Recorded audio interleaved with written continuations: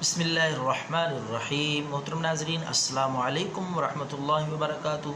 آپ کا خادم بہت ہی قیمتی نسخہ لے کر حاضر ہے۔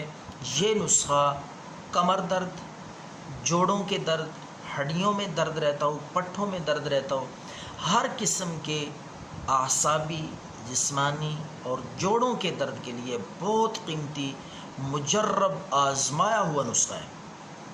تو پیش خدمت ہے، نسخے کے اجزاء سمجھ لیں، لکھ لیں اور اس کی ترکیب تیاری بھی اچھی طرح سمجھ لیں۔ پھر میں آپ کو اس کا خوراک کی مقدار اور طریقہ بتاؤں گا، کس وقت کتنی مقدار میں آپ نے یہ نسخہ اور کتنے دن استعمال کرنا ہے۔ آخر تک ویڈیو کو دیکھیں۔ اگر آپ نے یہ چینل سبسکرائب نہیں کیا تو اس چینل کو سب سے پہلے سبسکرائب کریں تاکہ آپ کو ویڈیوز ملتی رہیں۔ تو ناظرین، آپ نے لینی ہے ہلدی۔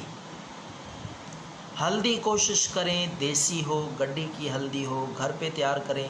بازاری ہلدی سے حتی الامکان کوشش کریں کہ وہ نہ استعمال کریں۔ تو ہلدی لے کر آپ نے سرنجا شیریں، یہ بھی ایک دوائی ہے، دیسی جڑی بوٹی ہے، یہ پنسار سے آپ کو مل جائے گی سرنجا، اور اس کے ساتھ ساتھ ملٹھی۔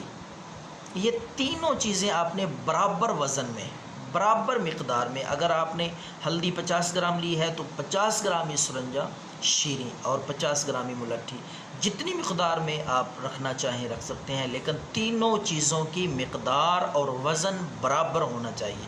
تو ان کو آپ پیس لیں، اچھی طرح پیس کے ان کا صفوف بنا لیں۔